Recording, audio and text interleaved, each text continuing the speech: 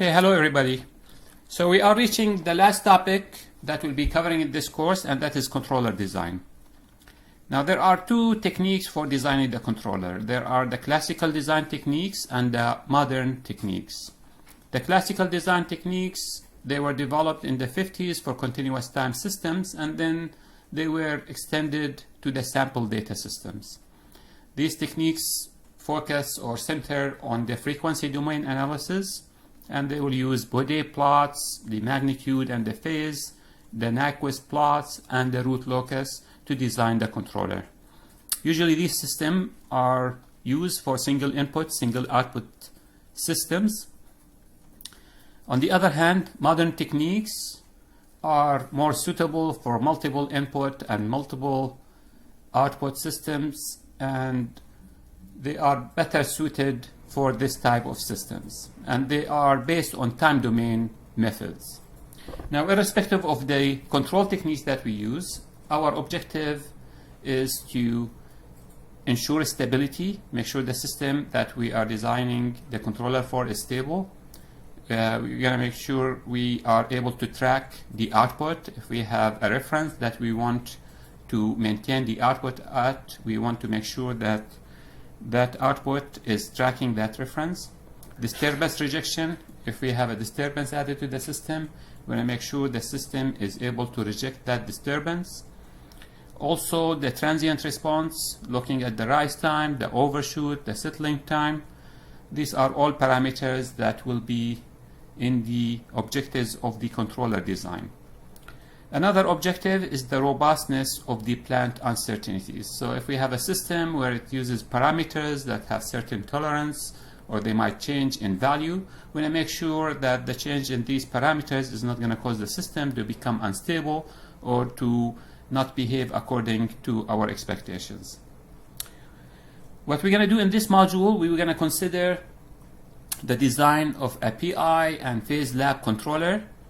And this is an example of the classical design methods. Okay, so let's look at the PI and the phase lag control design.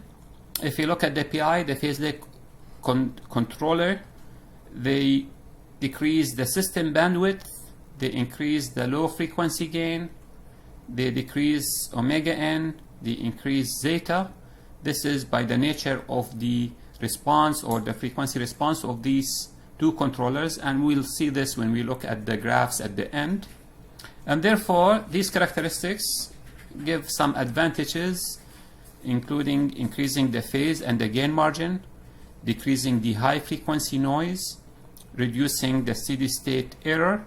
So all these are advantages that come with the characteristics of the PI and the phase lag controller. Now, the disadvantage of this type of controllers, the PI and the phase lag controller, it will increase the settling time. Since we are decreasing the system bandwidth, the system is going to be slower, and therefore it will increase the settling time. Okay, so looking at the PI controller, we have a P, proportional, and integrator. And therefore, in the S domain, the controller is going to be Kp plus Ki over S. And if I take a Ki as a common factor, I can write this as Ki multiplied by S over Ki over Kp plus 1 over S. And if I plot the zero pole plots of the graph, I'm going to have a pole at the origin, and I'm going to have a 0 at this location. So therefore, this is the zero pole plot of the PI controller or compensator. Now the PI controller is not bounded input, bounded output stable, because we have this pole at S equal to 0. So therefore, it is not stable by its own. We can get the Bode plots for the PI compensator, and to get the Bode plots, we can write the controller as Ki multiplied by J omega over omega C plus 1 over J divided by, over J omega, where omega C is equal to Ki divided by Kp. So from the previous expression, we can just define Ki over Kp here as omega c. Now if I plot the Bode plots, and if you remember how we plot the Bode plots, we take different ranges of omega and we plot them as lines, and then we'll have a piecewise continuous plot of the frequency response of the filter or of the compensator.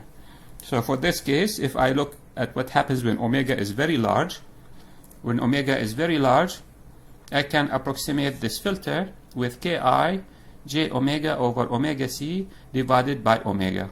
Omega is going to cancel with omega, and I'm going to end up, and j with j is going to cancel. I'm going to get ki over omega c, which is equal to kp. This comes directly from this equation here. How did I get that? If omega is very large, then omega over omega c is going to be much larger than 1. I can ignore the 1. So therefore, I'm going to get this expression here. I ignore the 1, the plus 1 that I have in the numerator.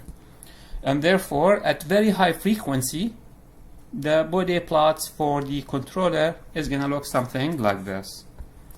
It's going to be just a constant 20 multiplied by log 10 of kp. Now what happens when omega is less than omega c? I'm going to have, when omega is less than omega when omega is less than omega c, I can ignore the j omega over omega c, and therefore I'm going to get the 1 is going to be the dominant in the numerator over j omega multiplied by ki. So when omega is much less than omega c, I can approximate it as ki multiplied by 1 over j omega. And therefore, when I look at the phase is going to be negative 90 because I have 1 over j. And if I look at the phase when omega much larger than omega c, since j with j is going to cancel, the phase is going to be 0. And therefore, if I connect these, I'm going to get a graph that looks something like this. And at omega equal to omega c, I'm going to have omega c over omega c. Therefore, I'm going to have 1 plus j1 divided by j omega c. And therefore, I'm going to have 45 phase in the numerator and negative 90 in the denominator. And therefore, the total phase is going to be negative 45 degrees. Okay. So this is the Bode plots of the PI controller. Now, a practical compensator cannot provide an infinite gain at DC. If I look at the PI controller, if the input is DC, 0 frequency, the denominator here, since I have omega in the denominator, if omega is equal to 0, this PI controller is expected to give an infinite gain because I'm going to be dividing by 0. So therefore, practically speaking, if I want to build a compensator similar to the PI controller, I'm going to try to roll off this low frequency gain. And the way I do that is by the phase lag controller. So the phase lag controller, what I'm going to be doing, I'm going to have a transfer function that is k multiply s over omega naught plus 1 over s over omega p plus 1. And therefore, what I'm going to be having here, I'm going to be having a pole, instead of being at the origin, now it is located at negative omega p. And I have a 0 that is at negative omega naught. Now I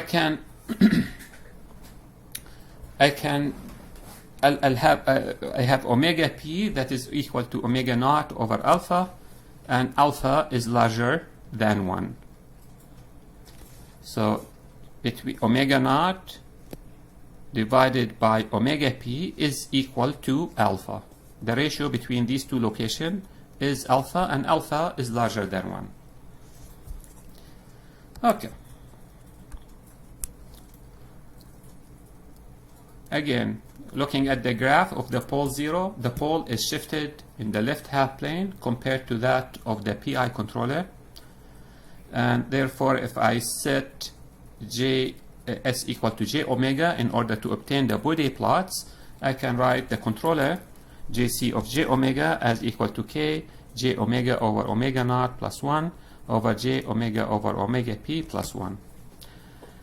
Now the high frequency gain, if I look at what happens when omega is much larger than omega naught or omega p, I'm gonna be able to ignore the 1 in the numerator and the 1 in the denominator. I'm gonna have k j omega over omega naught over j omega over omega p. Omega with omega is gonna cancel, and I'm gonna end up with omega p over omega naught, which is k over alpha, because we defined alpha as equal to omega naught over omega p. If I look at the Bode plots, we can generate it similar to how we generated for the PI controller. When omega is much larger than omega naught, we have a gain. If I plot the magnitude Gc of j omega divided by k, so just to normalize it, I'm going to divide by k here, is going to equal 20 log 10 of 1 over alpha. Now if I look at the phase of the controller, the phase is going to have a maximum frequency, is going to start with, when omega is very small, is going to be 0, the phase, and when omega is also very large, is going to be 0. Now it's going to have a phase that's going to look something like this, where it's going to be maximum at omega max equal to omega naught over square root of alpha. This is the maximum phase that the compensator is going to have. And this is the expression for phi max is going to equal sine inverse of 1 minus alpha over 1 plus alpha. Okay, so this is the shape of the Bode plots of the compensator, of the phase lag compensator. Now how can we use this phase lag compensator? And this is the same phase lag compensator that we've seen in linear systems and continuous systems. In order to extend the phase lag compensator and the PI compensator to discrete time, we're gonna convert the controller using the W domain. So I'm gonna calculate the controller Gc of Jw equal to Ki Jw over omega c over j omega c for the PI and j omega w over omega p plus 1 for the phase lag compensator. And we'll see these when we do our example. We'll come back to it and we'll see how we use them. Okay. So let's look at design steps for using the phase lag compensator. And I'm going to warn you, there's going to be lots of terms and lots of graphs back and forth, so put a paper and a pencil, take notes, pause, come back, look at the graphs, summarize. It's probably going to require to watch it more than one time to really comprehend, this technique. Okay, so we're going to be looking at designing a controller, a phase lag controller, Gc of z, and our objective is to meet the following specifications. We want the steady state error, we have a specification on the steady state error, and the phase margin phi m. So how are we going to use this compensator in order to design our system? So this is what we're going to do. I'm going to try to summarize it here so you have an idea when we proceed what we're doing, because it is easy to get confused with the steps. So we have a system. This is the plant that we're trying to control. This is the graph of the magnitude and the phase of the plant. This is the zero magnitude, therefore this will give me, this is the phase margin, the current phase margin of the plant. Now what I want to do, I want to increase the phase margin to a certain value. So this phase margin here is very small. I want the phase margin to be this value here. Now I want this, in order for this to be the phase margin for this system, I have to have the magnitude here equal to 0, because that is how the phase margin is defined. This magnitude has to be equal to a 0 for this to be the phase margin. How am I going to make this magnitude equal to a 0? I'm going to have to shift this downwards. How do I do that? By adding the phase lag compensator. So what we're going to do, we're going to see what is the desired phase margin that we're trying to achieve. I'm going to go to the frequency at which that phase margin exists. So this is the phase margin. I'm going to continue. This is frequency. As you know, this is frequency. I'm going to go all the way and get this frequency omega c. Now, after I get omega c, I'm going to come to the compensator and say I want the compensator. This is the frequency response of the compensator. I want to place omega naught to be far away from omega c. So I'm going to choose omega naught to be far away from omega c. So the response is going to look something like this. Now remember, I'm going to be multiplying the plant. This is the plant, and this is the controller. I'm going to be multiplying these together. Therefore, the body plots, I'm going to be adding the magnitude together. So this is going to be added to the magnitude that I have there. Therefore, it's going to shift it down. Now, what's going to happen also is this phase of the phase compensator is going to add a very small value to the phase that I have here. I'm going to be also adding the phases together. So therefore, I just have to account for this small contribution that is going to come from the phase of the compensator. So again, to recap, we have the system here. We're not happy with the phase margin of the system. Currently, this is the phase margin of the system, and we do not like it. We want a better phase margin. We said, okay, what is the phase margin that we want? This is the value of the phase margin that we want the system to be operating at. Now this value of phase margin, this phase margin happens at a frequency that I'm going to call omega c. Currently, this is not the phase margin, because the phase margin, the magnitude has to be equal to 0. So what I'm going to try to do, I'm going to try to shift this so that now the magnitude is going to equal to 0 at omega c. How am I going to do that? By using the compensator. I'm going to go to where omega c is. I'm going to go far away from it, make this my omega naught, according to how we defined it with the compensator. I'm going to be adding this gain and this phase to the overall system, because these come together. And therefore, hopefully, that will ensure that I meet the specification that I have set. Okay, so with that picture in mind, I'm going to go over the procedure, and then we will do an example that will illustrate all these concepts. So the procedure, the first step, we're going to find J of J omega W using W transform. So I'm going to take my controller, JC of J omega W is going to equal to K J W W over omega naught plus 1 over J omega W omega P plus 1.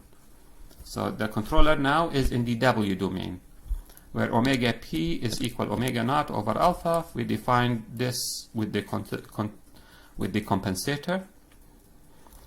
Now for this controller, we're going to choose K. So what we're trying to find is K, omega naught, and omega P. K, we're going to use the desired steady state error in order to find the value of K. Apparently, this gives me a gain. A gain is good because it reduces the steady state error. Remember, always the steady state error is divided by K, by a gain. So the higher the gain, the lower the steady state error. So we're going to use the steady state error in order to determine that gain.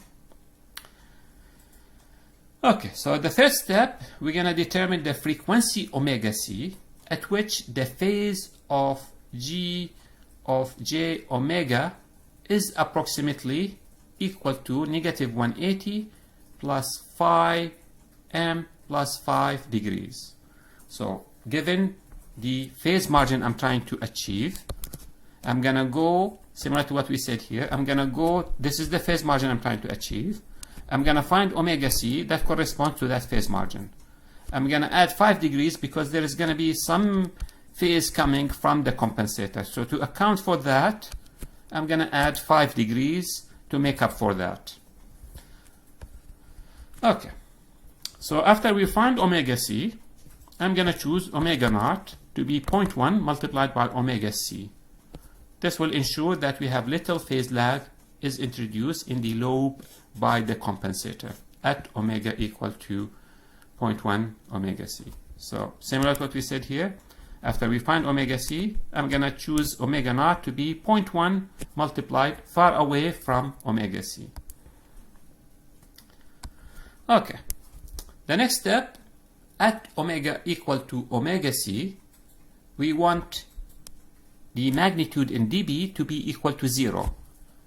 So at this frequency, we want the magnitude to be 0 dB. 0 dB means we want the magnitude to equal to 1. So that the phase margin will be equal to phi m. So since we have chosen omega c to equal 10 omega naught, then we can calculate at gc of j omega c, the controller gc of j omega c is going to equal to the magnitude of gc at j 10 multiplied by omega naught. So what we just substituted for omega c, which is 10 omega naught, and we want this to equal to k over alpha.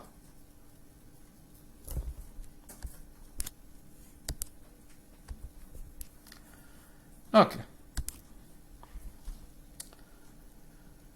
And this means that we need k over alpha multiplied by j omega c to equal to a 1, and therefore we want alpha to equal to k multiplied by j multiplied by g of j omega c.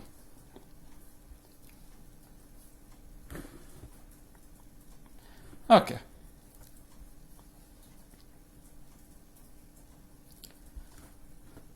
Since we computed k from step 2, and we can determine j of omega c, we can find alpha from this last equation. So given alpha from here, and we can find omega p, which is going to equal to omega naught divided by alpha, where omega naught is equal to 0.1 multiplied by omega c. Okay.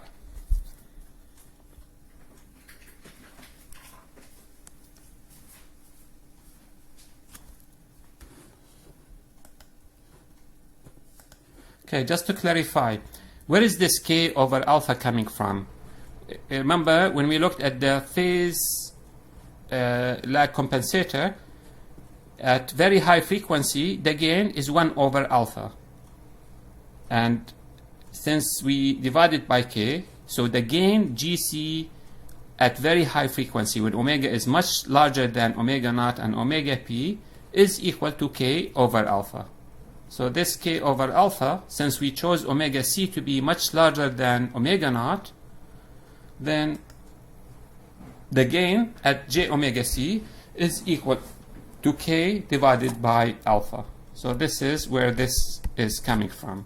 Omega c is much larger than omega naught, therefore the gain is equal to k over alpha. Okay.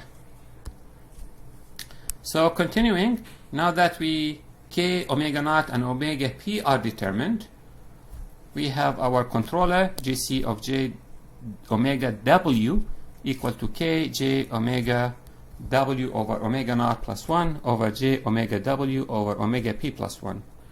And therefore, we have our controller. We can replace omega with w.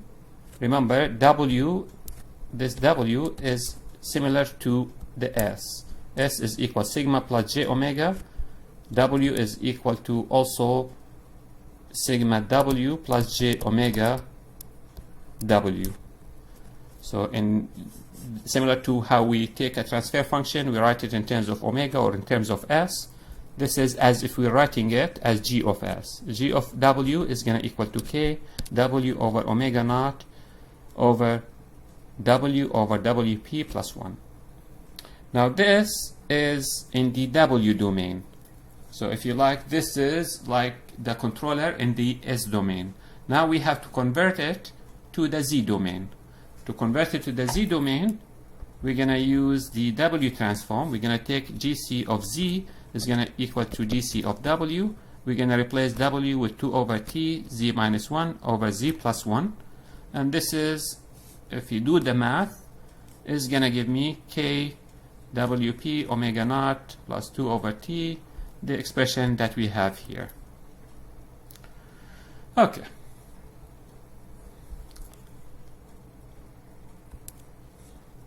So with that, let's do an example on the calculation and put some numbers. And I have the MATLAB, not the MATLAB, the Octave code. Do I have the code? Or I should have the code in the notes. I have the notes, the MATLAB here. So please feel free to run it and stop and go back and look at the graphs. We're going to be referring to the graphs that we generated here, but it's going to take probably to go over it a few times in order to comprehend everything that is done. Okay, so with that, let's look at our example. So in this example, we have a system that we want to design a phase lag compensator for, and we want the steady state error due to a ramp to be equal to 0.01. And we want the compensator to have a phase margin that we want the system to have a phase margin, the open loop transfer function, to have a phase margin that is equal to positive 45 degrees. So we have two requirements. The steady state error, we want it to be 0.01. The open loop transfer function, so if I were to open the loop here and look, I want the open loop transfer function to be equal to 35 degrees.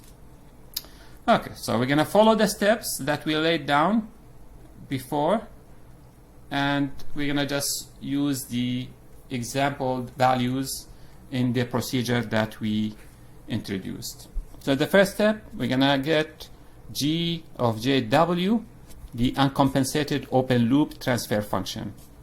I have GP of S, 1 over S plus 1.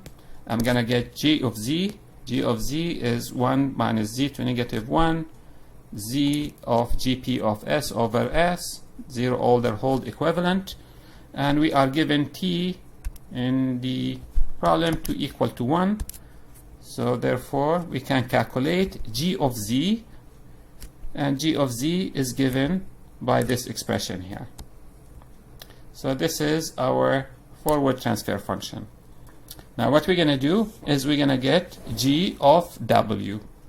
G of W, we're going to take G of Z. We're going to replace Z with 1 plus T over 2 multiplied by W over 1 minus T over 2 multiplied by W. And T is equal to 1 second. This will give me G of W. Okay. Now this G of W, I can write it as negative 0.0379 multiplied by W plus 12 multiplied by W minus 2. And then I can write G of J omega W. So again, similar to how we have G of S, we can write G of J omega. I'm doing the same thing. I have G of W. I'm going to write G of J omega, but I'm going to have the subscript W to refer that the original transfer function is in terms of W. So if I do that, I can write this as equal to negative J omega over 1220 plus 1 multiplied by j omega minus 1 over j omega, the expression that we have here. Okay, 12.2. This is not 12.2. Okay, so this is the expression for the system that I'm trying to design the controller for. So what I'm going to do, I'm going to go to MATLAB and I'm going to plot the Bode plot for this system.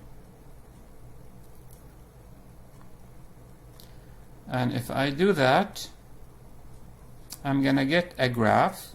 If I look here, this is the graph in blue is the uncompensated system. So if I look there, I have from Bode plots, the phase margin is 30. So if I look here, this is the uncompensated, which is the blue. This represents the phase margin. So I have to see when for the uncompensated, I'm going to see where this is 0. I'm going to come here. I'm going to take it from negative 180, and this will be the phase margin of the uncompensated system. So very small phase margin. Again, the uncompensated is the one in blue. This is the zero gain, and therefore I plot a line, and then I measure from negative 180 all the way to the curve of the phase. Okay.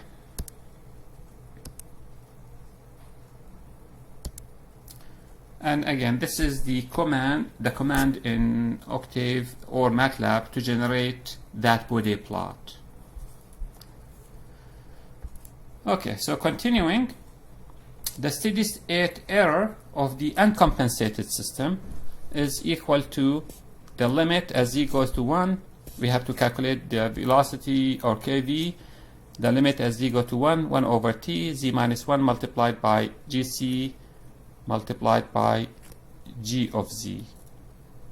Now if it is uncompensated, I mean I know I have gc of here, but this gc is just a 1 because it's uncompensated. So it's going to equal the limit of z go to 1 over t, z minus 1. The controller now is 1 because there is no controller, and this is g of z. And if I calculate that, I'm going to get kV that is equal to 1, and therefore the steady state error due to a ramp is equal to 1 over kV, which is equal to 1. Now what we want is we want the steady state error to equal to 0.01. And apparently the open loop transfer function g of jw does not provide the desired steady state characteristics when gc of z is equal to a 1. So if I have only a controller that is equal to a 1, apparently I'm not going to be meeting the steady state error. So therefore we're going to have a higher gain, and that gain is going to come from my controller. So I'm going to determine the DC gain of the gc of j omega. The compensated open loop transfer function is now gc of z multiplied by g of z, and the phase lag transfer function gc of z is type 0, whereas the plant g of z is type 1. Thus the gc multiplied by g of z is type 1. For type 1, the system is going to have a steady state error, which is 1 over kV, and therefore kV is going to equal to the limit as z go to 1 over t, z minus 1, gc of z multiplied by g of z. Now the limit as z go to 1 over t, z minus 1 multiplied by k multiplied by g of z. Now gc of z, the DC gain of the controller is k. So k is the DC gain of the controller. And since this is in the Z domain, the DC corresponds to Z equal to a 1, unlike the S domain where the DC gain corresponds to S equal to a 0. So therefore, my KV is going to equal to this. Since this originally gave me 1 and I just added now K, which is the controller, the KV is now going to equal to a K. Now the steady state error is going to equal 1 over KV, which is going to equal 1 over K. Now I want the steady state error to equal to 0.01. This means K has to equal to 100. So the DC gain of the controller has to equal 100 in order for the steady state error for a ramp to equal to 0.01. Okay. Next step, we're going to determine omega C. And to determine omega C, we need to determine the frequency at which the phase is equal to negative 180 plus the phase margin that we're trying to meet plus 5 degrees that we said gonna compensate for the phase that the compensator gonna be adding.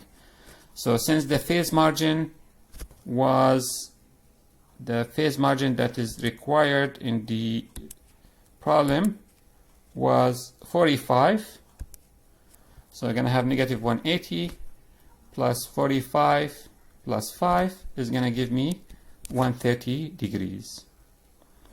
So therefore, what I'm going to do, I'm going to go to the body plot of the uncompensated system, and I'm going to see at what frequency does it have negative 130 degrees. So going back to the graphs of the body plots, I'm going to look, I want the phase margin to be equal to negative 130. Sorry, I want the phase to equal to negative 130. And therefore, I'm going to find omega C of the uncompensated system and see where that frequency is. And that frequency is going to happen at omega. I mean, of course, if we have this interactive, I can zoom in and find that frequency. It is 0.47.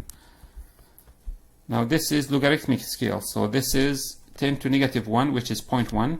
This is 0.2, 0.3, 0.4, and this is somewhere here is 0.47. So at this frequency, the uncompensated here, the phase is negative 130. So if I extend this here, this is negative 130. Let me write it in negative 130 degrees. So at this frequency, the uncompensated system have a phase that is equal to negative 130. Now this is not its phase margin yet because the gain is not equal to 0. I have to shift it in order for it to have that phase margin, in order for it to have the new phase margin. Okay, so what I'm going to do, we determine the frequency omega C, 0.47. I'm going to compute omega naught. We said we want omega naught to be far away from omega C. So therefore, we're going to choose it to equal to 0.1 multiplied by omega C. So therefore, omega naught is going to equal to 0.047. What is this omega naught? Remember what we started with. Let me see where this is what this omega naught is of the phase lag compensator. Okay, so we have omega naught, 0.1 omega C. Now I know the value of omega naught, 0.047 radian per second. I can calculate alpha and omega p. At omega equal omega C, we need the gain of the controller and the system to equal to a 1, because I want this frequency to become the frequency, the magnitude to equal to 0. So that corresponds to the phase margin that I want. So I want GC of j omega multiplied by GC of j omega C to equal to a 1. This is equivalent to having alpha equal to k multiplied by g of j omega c equal to 100 multiplied by the gain of the system, which is the 6.25, and therefore the 6.25 corresponds to 2.05, and therefore alpha is going to equal to 205.4. What does that mean? If I go to my system at j equal to omega, at omega c, this is the system. At omega c, if I look here, this is at this omega c that we said the phase margin is going to correspond to. If I look at what the magnitude is, the system itself has a gain of 6.25. This 6.25, it's in dB, so I convert it to 2.054, and that will give me alpha that I need in order for the overall system to have a gain that is equal to a 1. Okay. And again, Gc of j omega is going to equal to k over alpha. So I have, this is k over alpha multiplied by the magnitude of g of j omega c. This is equal to a 1. And therefore, then I'm going to get alpha equal to k multiplied by this. So this is where this is coming from. Okay. So therefore, using the fact that omega p is equal to omega naught divided by alpha, now that we calculated alpha, I can calculate omega p. Omega p is going to equal to 0.047 divided by 205, and therefore omega p is this value here. So again, going back to the omega p is equal to omega naught divided by alpha. So this is where this is coming from. And at very high, when omega is much larger than omega naught, the gain is k over alpha. So that's what we use in calculating the alpha, k over alpha. Okay. So now that we have the controller, we determined k, we determined omega naught, we determined omega p. I have the compensator. I can write the expression for the compensator. It's going to be 100. This is the k, j omega divided by 0.047 divided j omega over 0.00229 plus 1. Now I need to calculate the corresponding compensator in the z domain. So I have to convert this from the w domain to the z domain. Gc of z is going to equal to g of w. I'm going to replace w with 2 over t, z minus 1 over z plus 1. And if I do that, I'm going to get the expression for the compensator. Now I can take this to MATLAB and plug it in. This is my compensator.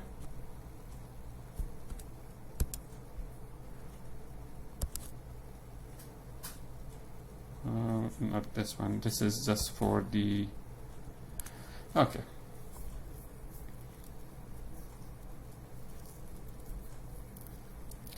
Okay, so looking at the graph of the, okay, so this all done in the W domain. So the compensator, the plant, and the total in the W domain. Okay, so looking at the compensated system now, this is the one that is plotted in yellow. So the original system was in blue, the new one is in yellow. What did the phase lag compensator do? It shifted this uncompensated system down, and in doing so, now instead of crossing the 0 here, instead of crossing the 0 here, no, this is the 0 here. Now instead of crossing the 0 here, I'm crossing the 0 here. together. And probably this was not accurate graph here. This is the phase margin. For some reason I thought this was the 0. The 0 is here. Let me highlight that. This is my 0 here. And therefore, for the uncompensated system, this is the 0 here.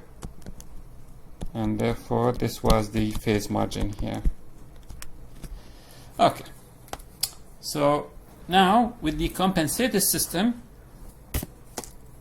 this is where the compensated system is. Let me take this off.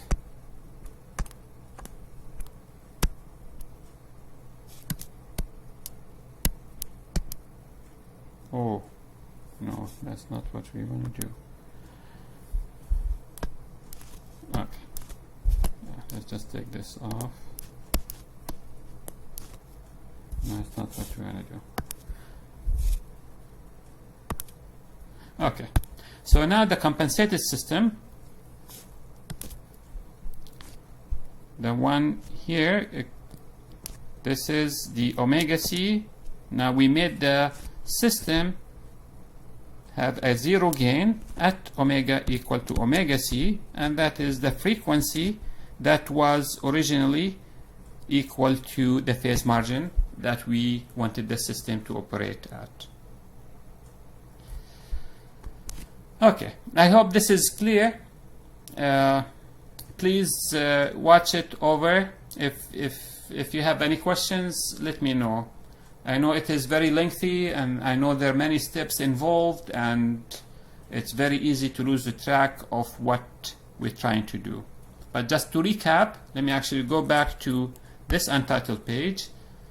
So what we've done is we've taken our system. We want, this is the system. We do not like the gain margin for the phase margin for this system. I went and I looked at the phase margin that I want. This is the desired phase margin. I found a frequency